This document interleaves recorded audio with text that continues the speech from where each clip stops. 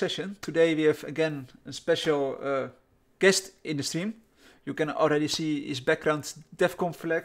I think we all want that flag sooner or later when this COVID is done and we can finally go to physical events.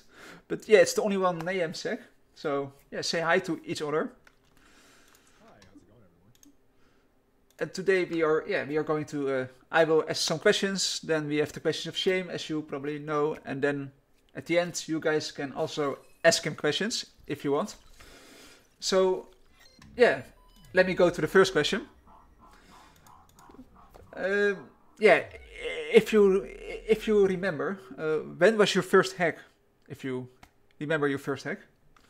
Like with bug bounties or in real life? I've ever done a hack. Yeah, your very first hack. So I don't know when you started hacking, but for example, you were at the age of 8 or 9 and you played around with something and suddenly boom, you did something that should not be happen. I wish I could say it was like at the age of 8 or 9. It wasn't like that at all. It was, I got into hacking, I want to say before I was a teenager, maybe early teenage years. But it wasn't really hacking. It was mostly like pranking my friends and, sub-7 was a thing back then. And like, it was more of those things than actual like getting into hacking. But besides that, with bug bounties, the first time I ever got into bug bounties was in 2013 or really, really late 2013 or a really, really early 2014, where I found, I think it was just a few cross-site scripting. It was self-cross-site scripting actually that I found. And I submitted to one of the platforms and ended up getting paid for it and was just like, oh, this is legit. I can actually make money from this. I think that's definitely a great way to start hacking. And yeah, if you remember, how did they respond nice to you when you first reported the cross-site scripting, or did they replied like they were nice about it, but the process was really confusing because they asked me questions like, oh, we can't reproduce this, and like, back then I didn't know how to write a good report. People didn't talk about that kind of stuff, and I was like, what do you mean you can't reproduce it? Like, I wrote, go here, do this thing, copy paste this code, go to this page, it works. And they're like, well, it's not working, can you do it better? I was like, okay, let me rewrite the whole thing. So I rewrote it and attached a video. And then it just, no one replied. I never heard back from anybody. And then a few days later, I got a bounty and I was like, oh, okay. Like, this is something that people pay for. That's awesome. Like, I can make money from doing this. You was like, yes, now I can finally go to this movie that I always wanted to see. Yes, we can go, guys. Yeah, it was really, really unexpected to think like they'll pay me for something like that. And then things became more real when you get some results. It's always like, easier. You want to do it more because you've seen results. And I wasn't trying to make, thousands of dollars. I just really, really wanted to get it back into hacking and do some, hacking for myself. And that was a really good way to get back into it. Well, it's nice to hear your very first hack, and it's great that that you get paid for it, and they replied nicely, and you made big steps now. And how do you compare the time with your first bug and the time that you are doing bug bounty right now? How did your process going from back then till now? Yeah, back then I was more, so my focus wasn't so much about making money from bug bounties. It was more of a place where I wanted to practice. I wanted to like learn about these vuln types, and I knew eventually I would make some money from it. But because there weren't a lot of them, I just wanted to get recognition, and my focus was to get a job. I was almost done with college and university. I really want to get a job.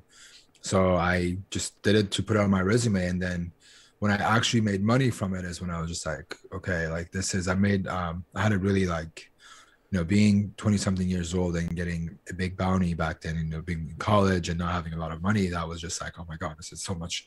I've never seen this much money in my life. Like I didn't expect it. And that's when I was just like, okay, I need to get even better at this thing because there's potential. I'm still early and this is going to go somewhere with bug bounties. So my testing became more serious. So I started spending more time learning stuff. Back then, I only looked for XSS. That's all I was good at. That's all I knew how to look for. And there's nothing wrong with that if that's what you're good at and you know how to identify them and exploit them and bypass filters and evade filters, or you know how to deal with CSP and that kind of stuff. Great, good for you, because there's a market for that. But there is also a market cap for those kinds of bugs. The most you might make is, the most you may get paid for one of those is between maybe 3,000 to 5,000 on Google and Facebook if you're lucky. But the average bug bounty programs aren't going to pay you that much for XSS, right? Yeah. So I wanted to do more of these vuln types that I knew I would get paid. Like, what is recon? What is an RCE? How do I find more RC than the generic ones that you see online? How do I find SSRF, XXC? So I started looking at more of those vuln types, and that kind of like gave me a way of becoming better at what I do. Yeah, I think you're totally right. I think cross-scripting, at the beginning it paid much, and now those days, it's just normal.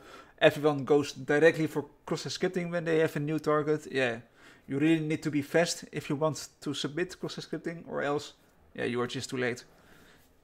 Too many people before you.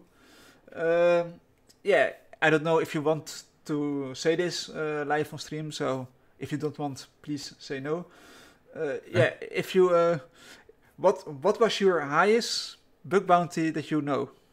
Like, what was the really max highest bounty I've gotten? I think it was 15,000 or 10,000 maybe. I think 15,000 actually was my highest one. Whoa.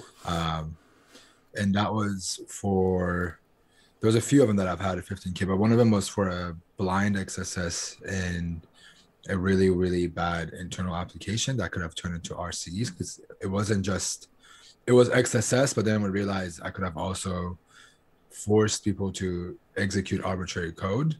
Instead of giving an XSS payload, I could have put some code in there that could have executed the internal thing that I had. I'm trying to explain as much as I can because it's a really weird bug, but it was just a blind XSS, and it turns out like HTML wasn't the only language that was allowed. And what is your how do you say it, your favorite hack that you ever did? Like, whoa, this is really something that I'm really proud of. This is really technical that I did, and it just goes very deep level, and it's just an amazing hack. I don't have too many of these. I like to find like fun bugs, but with bug bounties, like you don't know what to expect a lot of times. But my favorite, I want to say my favorite time of like finding a vulnerability, it's not the technical parts of it, but it's everything that happened in that time is probably my Lyft and Snapchat SSRFs that I found a few years ago. Because the Lyft one specifically, there's a video about it. If you watch it, you get the whole story, but it was just like so many people were involved. Like there was such a cool story behind it. I was traveling, and it just like everything that happened at that point was really, really cool. And then it opened up a door for me to speak at DEF CON, which I never thought about like I would ever take main stage at DEF CON in my life. And then those vulnerabilities really made it happen, and it opened up a lot of doors for me. Yeah, I think it is everyone's dream who's doing pen testing or bug bounty to talk on DEF CON or Black Hat. It's amazing. And I'm really happy for you that, you just did it. And I can't wait to visit one of your talks in physical after this COVID. Hopefully. Can't wait to do a talk in person, right? Yeah, exactly. For my next question, did you go to college, or did you learn everything by watching YouTube or reading books, or So I do have a computer science degree, but I didn't learn much hacking for it. I just learned like Java and like the basics of computer science from it, but it didn't really teach me anything with hacking at all. It was more of I just got a degree to get a degree. I learned a lot of it just by doing bug bounties, to be honest, just really going and doing a lot of vuln disclosure programs. I know that there's a lot of experts that are out there that advocate against vulnerability disclosure programs, top hackers, content creators, whoever. But I'll be the only person. It's unpopular opinion. Fight me if you don't like it, but vuln disclosures are a good place to learn because not a lot of top hackers are looking at them, and you have a really big playground to learn. And That was one that I used a lot. I also did a lot of like DVWA. I did a lot of any apps I could get my hands on to learn how to hack. And all these books that you see behind me right there, a lot of them are hacking related. There's a few out there like the Red Team Field Manual, the RTFM. There's an AppSec vuln. It was more on the defensive side for me to understand how do they, at a low level, or like sorry, at a high level, how do you fix these bugs for me to be better at finding them? Because if you understand at a basic level how do they fix them, you can bypass them a little bit easier. And also reading books like the Web Applications Hackers Handbook, watching a lot of talks, reading a lot of blog posts from people like Mark Litchfield, friends and the Detectify blog post, the HackerOne activity. Honestly, anything I could read and learn from, I was up for it. Yeah, I think that's really amazing, and definitely, as you already said, yeah, you learn the most by just doing it. Not yeah, I think that's the most valuable lesson that you give here to people. And yeah, the books behind you, yeah, I can see them. I can't read the titles, but yeah, I can see those are hacking books. Some of them I also have. Yeah, those are great books, and I think you are totally right that if you know how a program works behind the scenes, it's easier for you, of course, to know what happens when you, for example, enter admin is equal to 101. Then you better know what is happening behind the scenes. So yeah, thank you for those advice. Yeah, it's a practice thing. You have to be willing to put in the time and not really expect anything. But at the end of the day, it's not like you're spending money. You're just pretty much giving up your time. It's a time investment. It's either you picked on a Friday night, do I want to go to the bars and drink, or do I want to stay home and go on the computer and do something that's not really entertaining, like going out? And a lot of times I chose not to go out so I can get better at hacking, and then it helped. I hope you also choose sometimes to relax and enjoy your friends, or do you always stick to the hacking computers? I do now. Yeah, I do that more of that now. In the beginning, I was really, because I wanted to build something out of it. I wanted to be so badly a part of the community, and I wanted to prove to myself that I can go back and learn hacking and get good at it. That I really made a lot of weird sacrifices and compromises, but now I'm to the point of like, I don't work on Friday nights anymore. I go and enjoy time with friends or go out or do something fun for myself. And also like when you're young and you're hungry about stuff, you don't understand what a burnout is. You don't understand a lot of the stuff. And then as you gain more experience, and I don't want to say it's an age thing. It's more of it's an experience thing that you learn eventually. Like, okay, these are things that I need to do to take care of myself. Yeah, I think you're right, and I think it's also important, as you mentioned, to also relax a bit before you get a burnout. I don't know if you had ever a burnout, but it can be heavy. But yeah, I don't exactly know the details. I'm still burning out, man. I'm still going through a burnout with hacking. I'm just like right now. This is the least amount of money I've ever made from bug bounties in the past 7 years this year, at this point of like how far we are in the year, and I'm okay with it. I don't need any extra cash. I've realized like if I need it, I'll go and work. If I don't need it, then it's okay to take breaks. It's okay to not work. It's okay to let it naturally come back and go back to it. Yeah, I think you're totally right there. Well, thank you for the advice. Let's go to the following question. You mentioned that you went go to college, but you learned most of the things by just practicing. But did you also, accidentally or purposely hacked something during your college years?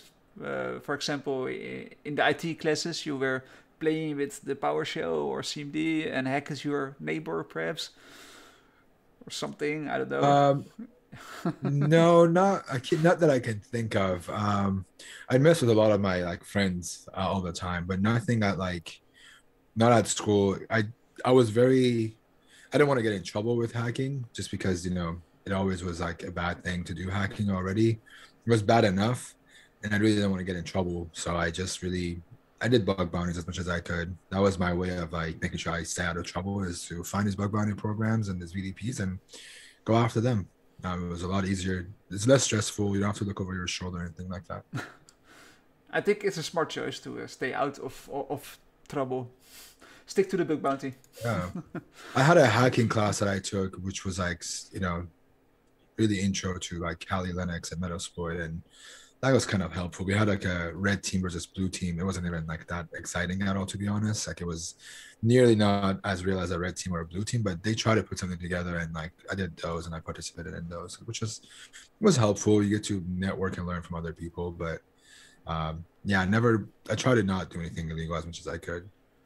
Yeah. I did hack on some like programs that didn't have a bug bounty program a few times, but those were not like I was seeking bugs to find them to get money. It was just I came across it, or I was hacking on a program that used their product and it ended up being theirs, and they were okay with it. But I've learned not to like ask for a bounty when I'm not invited to, you know, make money from it.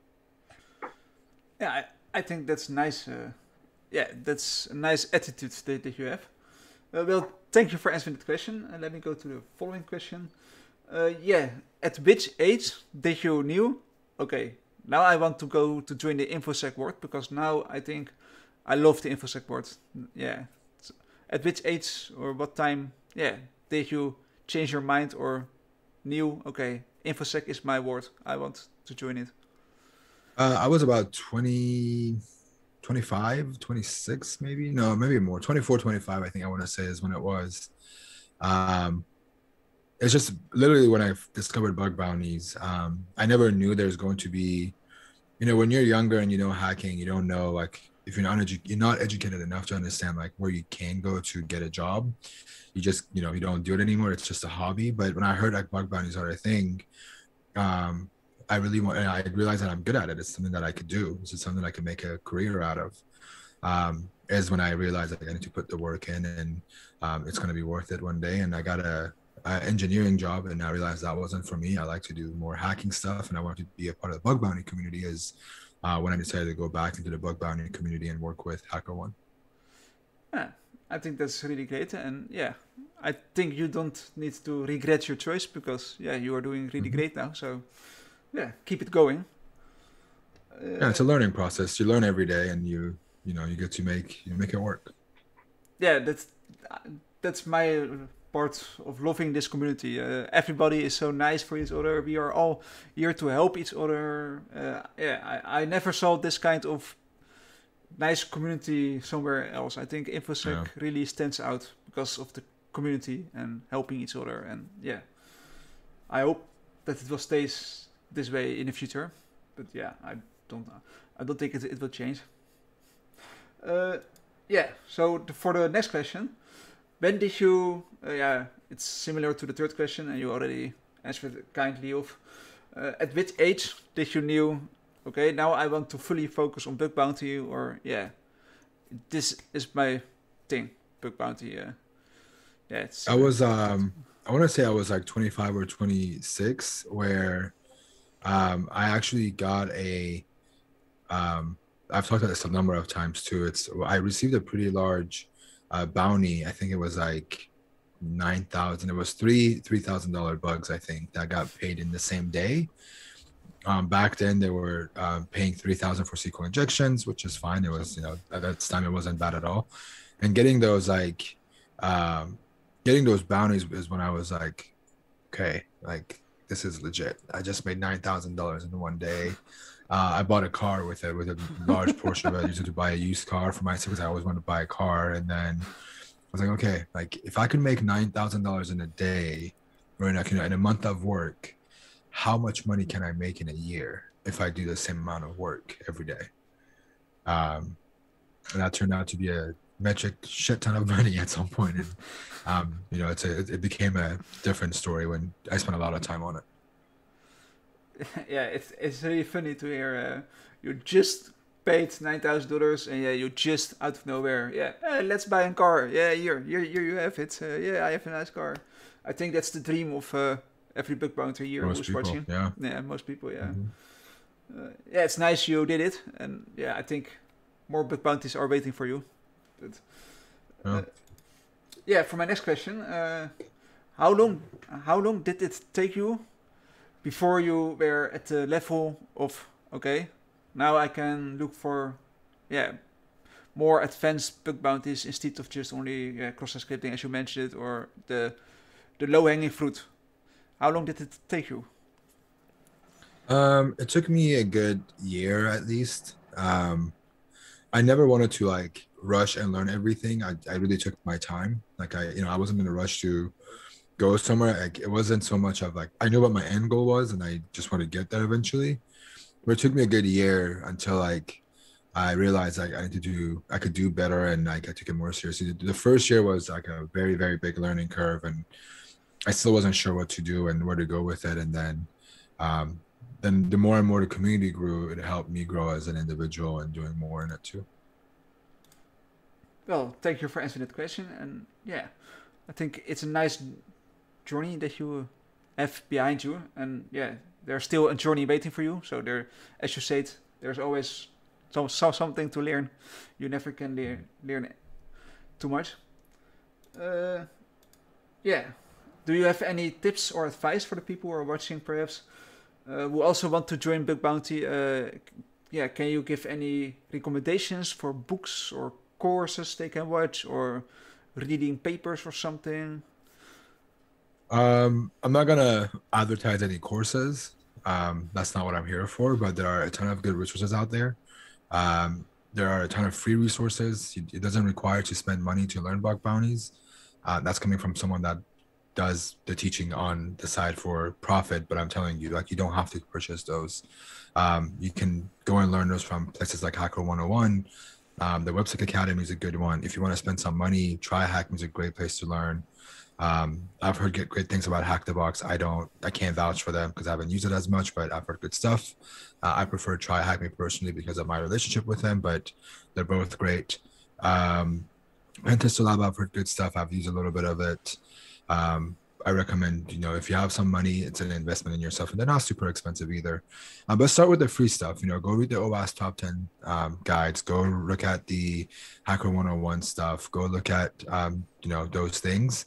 And with Hacker 101, full disclosure, I work at HackerOne myself, and I also create content for Hacker 101 and their CTFs. But I'm not saying this to like advertise our company, but it gives you an invite if you get a number of invites. If you get a number of flags, you get a free invite, and that opens up a door for you to do private programs, which could help you grow a lot quicker. So take advantage of those. Go look at the HackerOne activity and all the the write-ups that come out. Some of the top hackers. Find what hackers inspire you. It doesn't have to be me. It doesn't have to be, like. It's not just me and the content creators. There's other people that are out there that disclose their vulnerabilities on HackerOne. Go to a program like GitLab and look at all the disclosed bugs and really get a good use out of them. And just, it's not an overnight thing. Like every other, whether you want to become a streamer, a gamer, an artist, a rapper, I don't know, a programmer, a DJ, whatever, it's not going to be overnight. It's going to take you time, but it just comes down to how much time you want to put in and your reasons why you want to do bug bounties. If you're purely doing bug bounties because you want to make money, you're not going to have a good time. But if you're doing it to learn and the money is a supplement or a nice to have, then that's a better mentality. So it just comes down to what your end goal is. Well, thank you for that answer. Yeah, I'm just wondering, how long did it take you before HackerOne reached out to you like, oh yes, we want to partner up with you, and yeah, you get an at hackerone.com email. Yeah, how did it went? If you can say it, if this I've talked about this a little bit. Yeah, no, it's a very funny story. It's actually, they never reached out to me to hire me. The story was, if you go down my Twitter from like 2014, 2015, you can see that I was not a big fan of HackerOne. I've always criticized HackerOne. I always was upset with how they handle things. I was very public about it. And they did something about it, and they invited me over to go to their office. I think Mikhail and Jobert. I think Mikhail is the person that invited me. Mikhail Prince was one of the co-founders, and then I met with Jobert at their office, and a few other people. This is where HackerOne wasn't even like more than 30 people working at HackerOne, 40 people. I went to the office. I had lunch with them. I criticized them a little bit more, and I criticized even our CEO a little bit, and in a nice way, as much as I could. But I also, I went home and I'm just like, okay, well, hopefully they do something with this feedback and they make some changes. Or if not, then at least I tried. But then I felt really, really bad. I felt really bad about I felt like I went in there and the feedback that I gave him may have came off as more than just criticizing them. I felt like, I didn't know how they took it, So I messaged Jobert and Mikhail and I was like, hey, look, I don't know if you guys are hiring. I don't have a lot of time to work because I'm in school right now, but instead of me complaining about everything, I would love to become a part of your team. I would love to come up with a plan to tell you guys this is the things I want to work on. I want to be a part of that change. I would like to be a part of it instead of just complaining. And they weren't hiring at the time. And, we talked back and forth and Gilbert was really honest. And he was like, dude, I don't know where we could fit you. We don't have an open position that, fits with the stuff that you want to do. Why don't you come and be an intern for us? And we get to let you do what you want. You tell us what you want to work on. If it fits our business, what we're trying to do, we will support it. If not, we'll give you something else to do. Okay, I'll join in. I did, 10 hours here, 15 hours in 1 week, not a lot of hours.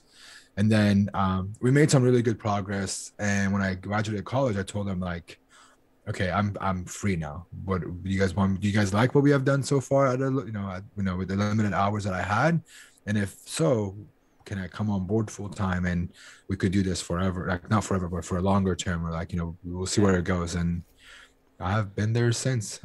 It's been 5 years now. And did you went to the office in Amsterdam or in no, the office in San Francisco. Ah, okay. Yeah, I was already thinking you went to the Netherlands, and I didn't knew that. I should have known that. No, I've been to Netherlands once, but I've never been to our office at the Groningen office. I haven't been to it yet. Yeah, I know that the main office is in the Netherlands, but yeah, they also have an office. What you mentioned, but yeah, it's a funny story indeed. You first blame them, and then finally, you work for them. So yeah, it's nice that they also are open for your feedback instead of saying, just go away, you moron, or something like that. We don't need you. We are better, or something like that. But I think what really was helpful was me going in with, because when I went in to get to do the interview, quote unquote, I went in with a plan of things I would like to do. These are the things I could do, or the things I can offer, the things that we should work on. And I interviewed with a ton of people, and later on I came on board, and then that was probably one of the best decisions I've made in a while. Well, yeah, as you said, it's really an amazing story. I think, it's definitely something that you can be proud of, I think. And it's really. I'm happy for you that they gave you the opportunity to do an internship and finally hired you. Yeah. So for my next question, do you use a kind of approach for a target, like you first do this, then do this, always do step 3, or you just go blindly to the target and you will see what you will do? I just go in and use the application as it's intended. I want to understand what the application does and what is it that it can't do, and do exactly what it's not supposed to do. Figure out ways to do that. And then it's also I know what bugs I'm good at and what bugs I'm not good at. I'll prioritize those. And I don't have a checklist where I look at my paper and I go, okay, I did this one, check. No, it's just mostly understanding what is valuable to this company, what is considered sensitive to this company, what is a user not allowed to do with that permission that it's given, and trying to do exactly the opposite of that. I think that's really a great approach, and as you said, there's no checklist, I think, for bug bounty. Every target is special in his own way. They all work different. So for my next question, I saw on your Twitter you also have your own course. Can you perhaps, for those who who don't know about the course, can you tell us more? And can you also tell us, how did you started it up, and how did you came up with the idea for, now let me make this course? Yeah, I didn't really want to do a course, but I had a lot of people messaging me like, "Can you teach me how to do this? Can you make a course? Can I pay you for?" Yeah, because some people were offering me a lot of cash to just like take an hour of my day or regular meetings, and I was just like, I can't do that. Like, I can't take. I would love to do coaching at some point and become a mentor, like for profit at some point maybe, but I just can't be like, yeah, give me $100, I'll meet with you for an hour. It's not. I can't teach you hacking in an hour, right? But what I can do is I can make something that so I made the course thinking, I wish this was available when I was hacking. I wish this was available when I wanted to learn. What did I want to learn? What was things that I've learned that was really helpful? And I put it onto a course. And a lot of it you can learn on your own. You don't need someone to teach you. But I know there's a lot of people that want to see my point of view. They want to see how I do things, or that some people are really into having someone, teach them things. And if that works for you, then you can also purchase the course. But a lot of the stuff you can self-learn, but there are some stuff that I show exactly how I look for some bugs, why I look for them, and that sort of stuff. No, I think it's a nice initiative from you to start your course. And yeah, I'm just wondering, do you also work together closely with the other bug bounty hunters, like for example Stock? I think you guys work sometimes together, but I'm not sure. Stoke and I are decent friends. We work together once in a while. I've never hacked with Stoke really. I've helped him with some of the vulnerability types that in life hacking events, he could be stuck with something. I'll go and help him. There's actually a picture of him giving me a really big hug at the event in LA because he was stuck with an XSS filter, and I was like, try this, and it worked. And I could just grab me and gave me a big hug, and the photographer captured it. But no, I work with Zayed pretty closely, or at least I used to a lot. I've worked with ZLZ a little bit. He's a really cool dude to hang out with and just work with in general. A very knowledgeable dude, very, very cool dude. No, but Donut is another one I've worked with. A lot of people that you see on my Discord that are active or moderators or admins are that I've worked with. But I keep to myself a lot, and because I don't have a lot of time to hack now, it's I hack on my own schedule, and I do a lot of pen tests now instead of hacking. So I don't collaborate as much with people, but I'm always open to it. When you reached out to me, it was really hard to schedule this because of time zones and my schedule. But I try to make time. I would love to help anybody in the community get to where they want. If I could bring something to the table, I'd be more than happy to get involved. Yeah, please don't talk about the time zones. I'm horrible at time zones. It's all good, man. It happens. It's very hard to come up with time zones, man. I struggle with it too. Yeah, I think many of us hackers we prefer to don't touch the time zones. But gladly we have websites who can calculate it automatically for us, so we don't need to do anything. Yeah, thank you for answering that question.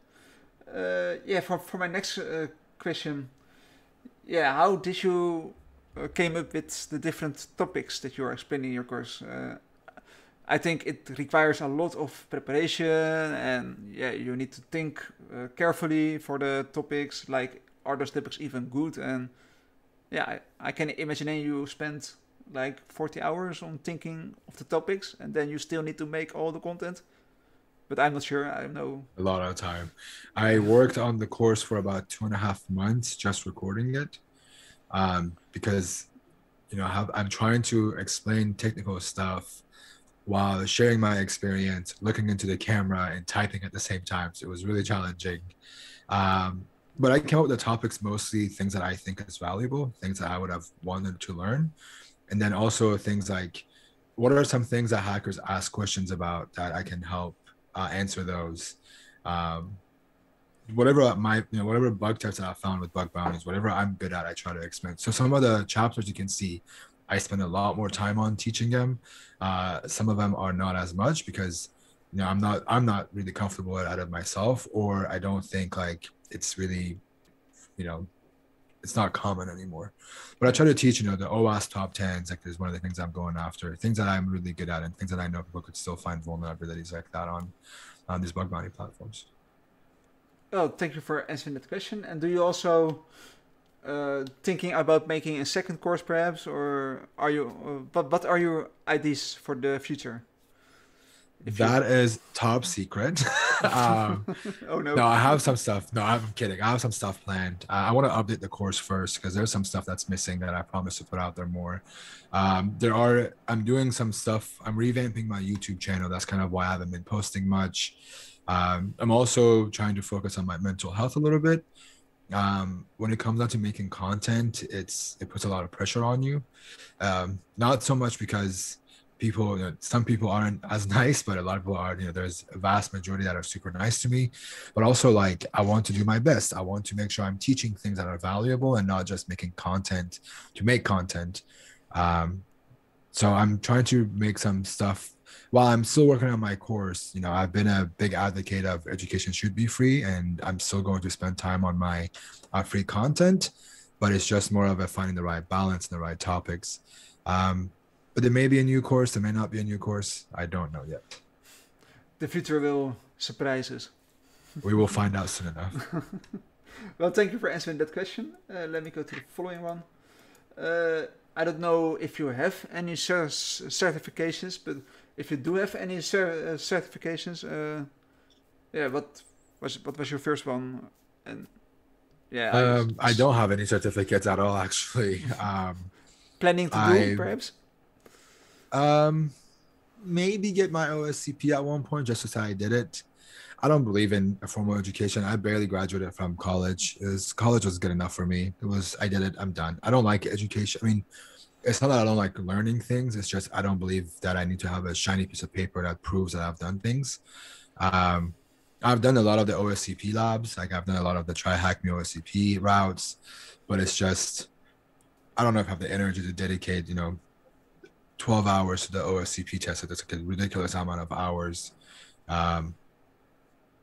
But I think it depends on what you're trying to accomplish, to be honest. Like if you're junior and you want to learn and you want to have a OSCP certificate to get past the HR and you want to get a job in Infosec, yes, go for it. You should definitely go and do OSCP, do these credible certificates. Don't do a CEH, do the OSCP, go something that's really credible, do something that a lot of people respect it. Do your research. I've heard great stuff about the INE and eLearn security certificates. I've heard a lot of people that were like, yeah, I came from a non-technical background and I took the entry, I think it's EJPT is what it's called. I could be completely wrong, so correct me in the chat or in the comments if I made a mistake, but I've seen people have good results with those, and there's nothing wrong with spending your time and money to do those. It's just I like to learn on my own pace and learn the things that I want to learn versus having somebody teach me and having to follow their exact way of like that order. So also with my course, there's no order. You can learn whatever you want, whenever you want, however you want. And that's what worked out for me. Not just learning it on my own. Yeah, I think that's a valuable lesson for everyone. Everyone is different. We are not all the same. So yeah, the one prefers to have a kind of guide who guides him through the topics to learn, and others are more, I don't like guides. I just want to explore on my own and see where and what I pick. And I think we're all special and different. And I think that's a valuable lesson you gave us. Yeah, if you have the money, go for it. If your company is willing to pay for your OSCP, dude, go for it. Like nothing wrong with doing it. But if you have to give up, if it's going to be a struggle to come up with the money for OSCP, maybe wait for it. Maybe wait till you have the money to do it. But they're good stuff. You can definitely use it as a part of your resume. They teach you the basics. They give you the hacker mentality. A lot of people seem to enjoy and like doing the OSCP and any of the offensive security certificates. But it's just I'm one of the people that's like I don't need a certificate to prove that I know how to do it. You can prove that you know how to do these things by hacking a bunch of bug bounty programs. Like you have that option. You can use those things on your bug bounty. You can use those things on your resume. But it just comes down to where you are in your career, where you want to do, what is your purpose behind getting a certificate, and if you have a need for it. Yeah, I think you're totally right, and thank you for answering this question. Let's go to the following one.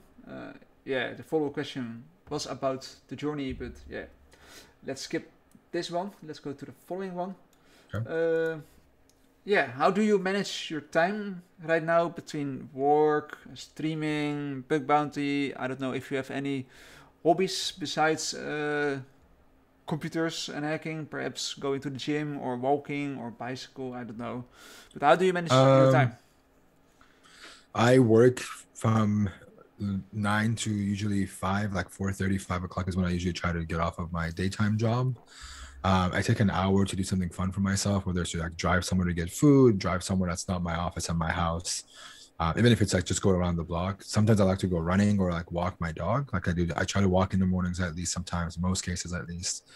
I've not been consistent with it, but I try at least. And running has been a fun one. It's been something new that I've picked up recently since COVID. I don't even like run the whole time. I do intervals of like minute running, minute walking, just so like I get out of the house and not be on a screen. I meditate as a part of it. I read a lot of stuff. Like there are days where I read a lot, and then there's like a few days like this week, 2-3 days I haven't read at all. But I try to make that a daily habit. I play video games. I try to drop the gulag and drop to the play some Call of Duty Warzone. Be careful, people. That's it. That's it. I mean, I like to make content was a hobby. This Twitch streaming is like a hobby. It's not really a lot of work, so I do those for fun. That's about it, man. Especially with COVID, I love to travel, but it's been harder recently, for the pandemic happening. But traveling is probably, if I could do that every day and every week of my life, I probably would. And do you have perhaps any plans for the future, like kids or children, or do you plan to have them soon or later? Or I would hope so one day. Yeah, I would like to. Like, I would like to have a family at some point and have a kid and that sort of stuff. But right now, given that I have a lot going on, I want to have a kid and be like a good father and spend a lot of time with my kid. Of course. So right now, it's probably not the right time, but eventually one day I would love to. That's one of the things that one of the biggest things that I want to accomplish as someone in my life, but I'm just not there yet. You can always give your kid the web application hacker handbook, and then for the next 5 years he will be busy. Probably. No. Well, thank you for asking the question. Let's go to the next one. Is there something in the past that if you had the chance to redo it, you want to redo that thing? Like to change something, you mean?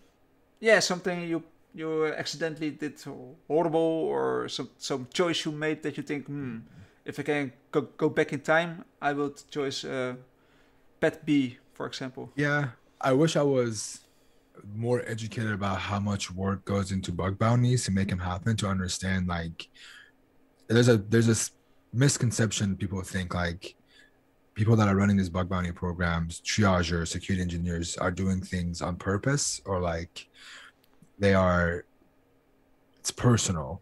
99% of the time it's not. You could say the wrong thing to them and then they would take it personal, and then it becomes personal. I just wish I knew how much work it goes in the background. Like, it's not like they're not fixing my bug because my bug isn't good enough. It's just they don't know who owns this application internally. They don't know who could fix it. I wish I understood there's more.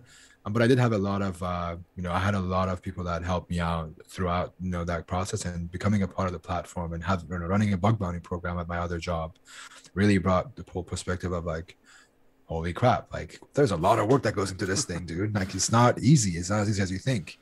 So those were the things that I wish I knew about more, but I don't want to say I have regrets. I don't want to redo anything or change anything in my life, because I feel like everything that I've done in my life is what brought me here to where I am in the present right now, like exactly today and what I'm going to be tomorrow. But there are some things that I wish I knew more about, or, like example, I wish I would have done bug bounties earlier and not quit hacking at all. Those are the things I wish, but it's just, you can't regret. Well, thank you for answering that question. And yeah, I think you're totally right. If you change your past, then you aren't the person who you are today. Mm-hmm. Probably. We can't say for sure, of course, but everything that made you fall and stand up, that makes you the person we are. And thank you for answering that question. Let's go to the final question, and then we go to the 5 questions of shame, and then we will answer the questions from the people in chat. For the final question, do you have any advice or tips for the people who are watching and they want to join the Infosec field as pen tester or bug bounty hunter or whatever they want. All I can say is just learn the basics. There's no shortcuts. It's gonna take time, and consistency is key. Like you have to be consistent. You can't say, I'm gonna do this thing for 3 days and then take a week off and then go back for another day and take another 2 weeks off. It's gonna take a lot of time, and you just have to be very, very persistent with it. Well, thank you for that answer. I hope it helps the people who are watching. Let's go to the final to the 5 questions of shame. Okay. So here is the first one. Which hero will you be? So you can choose any hero, comics, movies, whatever you want, games perhaps. What hero will you be? I would like to be this guy. I don't know if you can see it in my screen. Hold on. Yeah, Batman. Let me make sure I focus on it so people can see what I mean. Yeah, now we can see him, Mr. Batman. A lot of the people that used to watch my old stuff know I'm a big Batman fan. You can see like a Batman wannabe NahamSec poster behind me. Oh yeah, no, I like the Bruce Wayne mentality, and yeah, I would be Batman. It's a fair answer, and yeah, your room that I'm looking now, it looks a little bit like a bat cave with all the gray walls and the let's go to the next question. If you can choose 2 parents, which 2 parents would you choose? It can be real people, celebrities. It can also be people from movies, games, whatever you want. Parents? Yeah, 2 parents.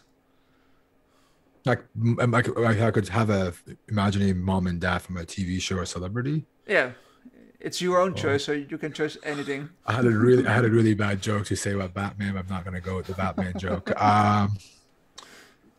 Oh, that's a tough one. I would have to think. I've never thought about this. I don't think I could do celebrity parents. I'll just put that out there. It would probably be someone in a TV show maybe, or like a movie. I have to think about it. This is a really hard one. Let's come back to that one. I gotta think about it while we answer it. But I wouldn't do celebrities because like celebrities have such a public life that I don't think I could see my parents the same way, with them being all the news all the time and like all the rumors that come out about them and that sort of things. Yeah, Ted Bundy, no.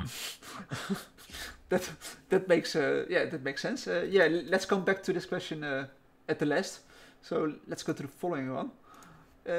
What will be your weapon of choice? It can be real weapons, but it can also be a really idiot, stupid, fantasy weapon, like a gun who's shooting bears or something. I don't know. Whatever you want. What kind of weapon? A gun shooting beer would be really, really cool, but there is a better one. It's actually for there's these things for like champagne that's even better. I would probably pick one of those. Or like beer. It's not like it shoots beer, you just put it on the top of the beer gun, or it's like a gun you put on top of the beer and it just shoots it out for you. I think that would be a good weapon to get, a weapon of choice to get people drunk faster and quicker. You're going to own everyone by giving more beer. I think that would be a good one.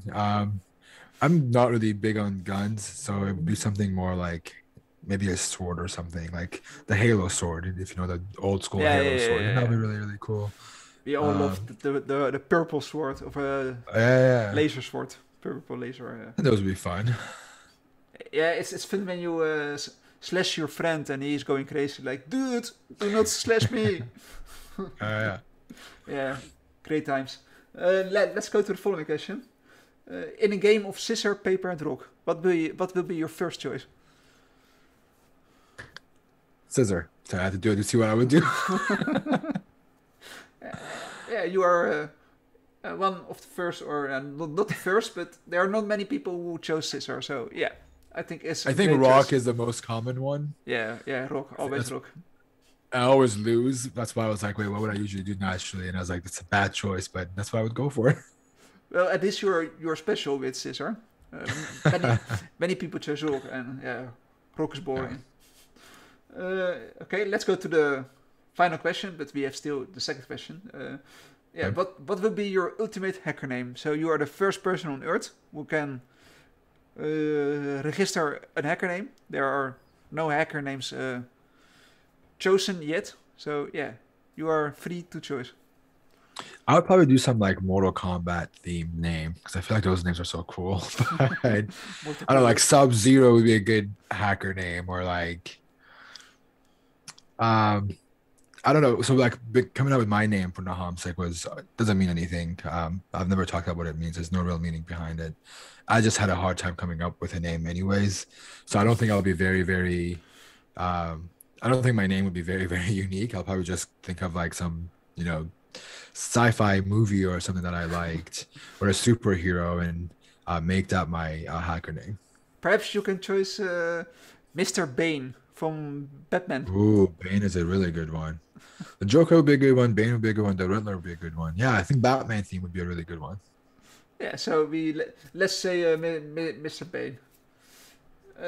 Yeah, so we still have the second question. Yeah, the two parents question. Do you already know which two parents you would choose? No, I can't think of anybody that I go, oh, that must be a cool parent, like that, on a movie or anything. I wouldn't want to do someone like Home Alone because they left their kids at home, and that's like it's the opposite of something good.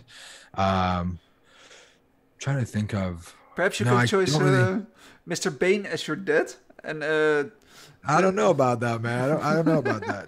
And the girl from the Joker, that lady, as your mother. Ooh, that'll be. I don't know if I can. I don't know how it will turn out, but I gotta think about this. This is a really good question. I gotta think about like who would be my ultimate like fake parents that I would pick.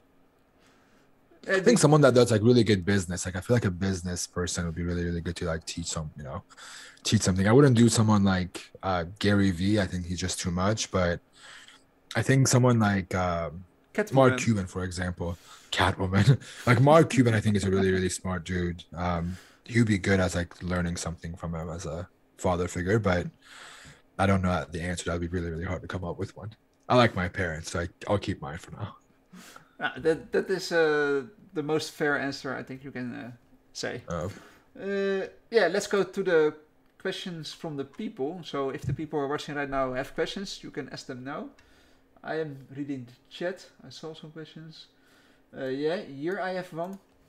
How long did it take you to complete the bug bounty for the 15K?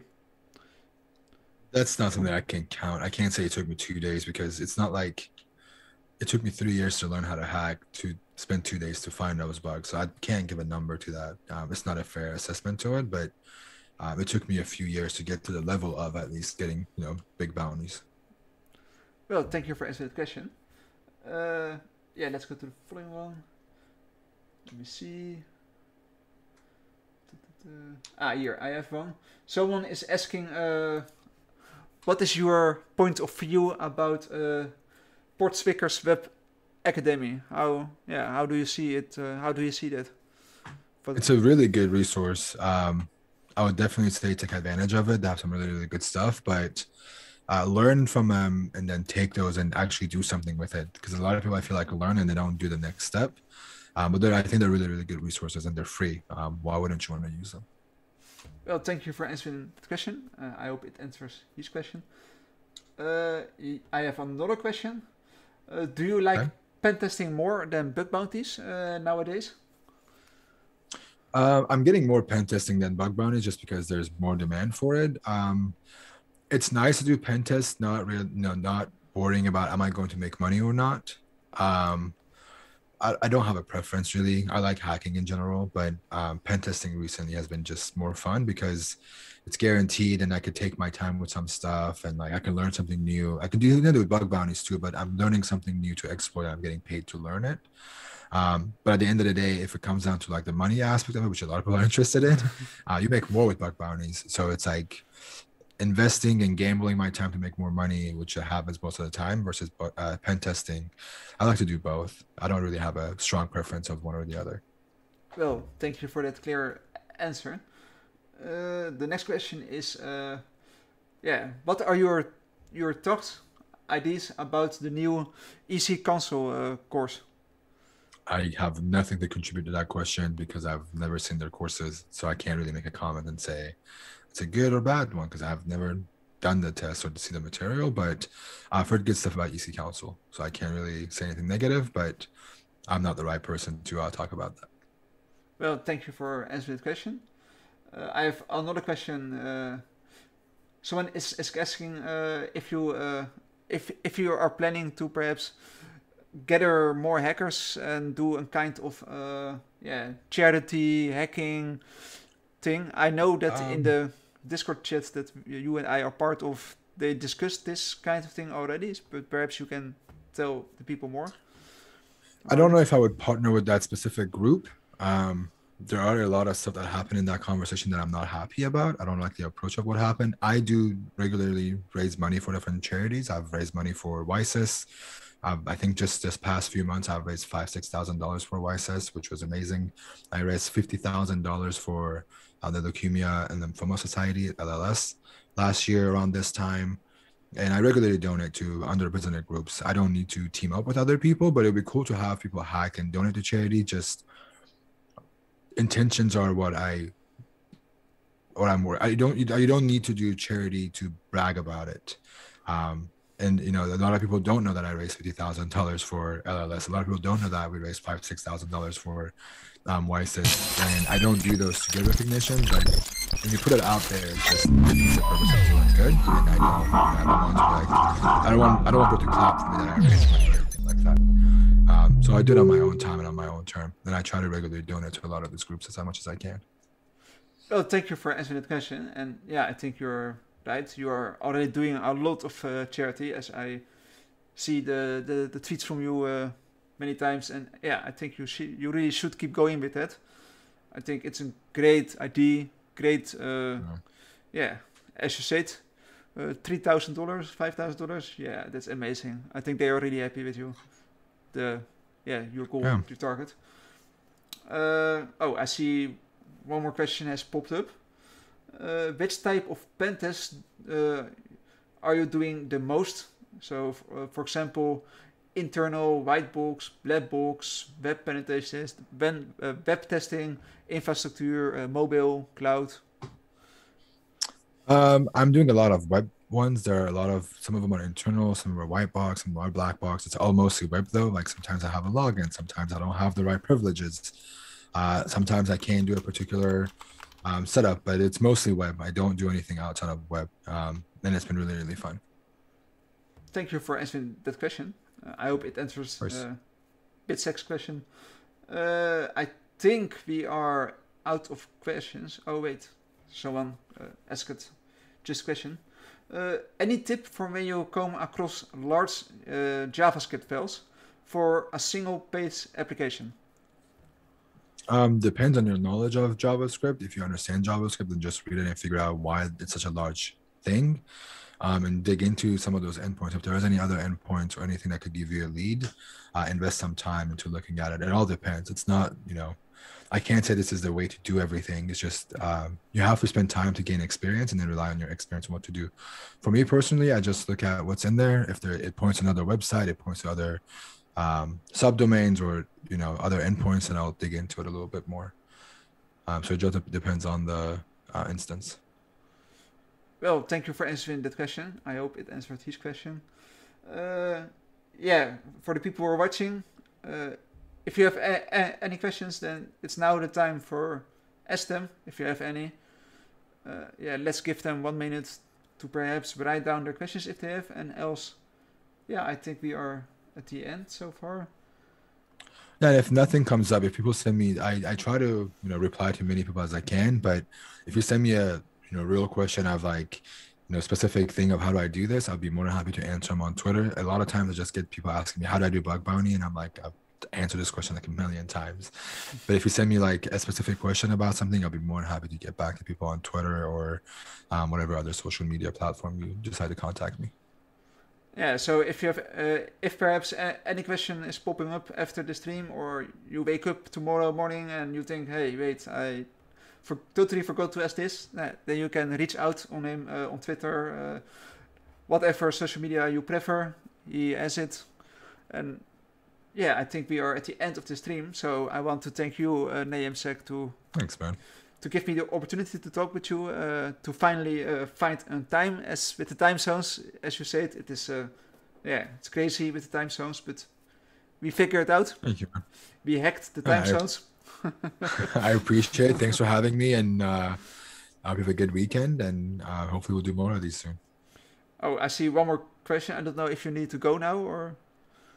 I can answer it about binary exploitation. We'll make that our last question. I don't have any thoughts on it. It's not in my wheel of like things that I do, but honestly, learning more and more about binary exploitation or mobile hacking or anything else outside of web, it's always helpful. I don't have a passion for it, so I've never really done it as much. Well, thank you for answering this question at the last moment. So thank you again for being here. For the people who are watching, I hope you enjoyed it. I enjoyed it. I hope NahamSec enjoyed it too. I did too, man. Thank you so much for having me. And good luck, everyone, and we'll talk soon. Yeah, so everyone, I wish you all a great weekend. Morning, afternoon, evening, sleep well. I don't know what time it is there. As you know, we are bad with time zones. So have a nice weekend, and I hope to see you all next time.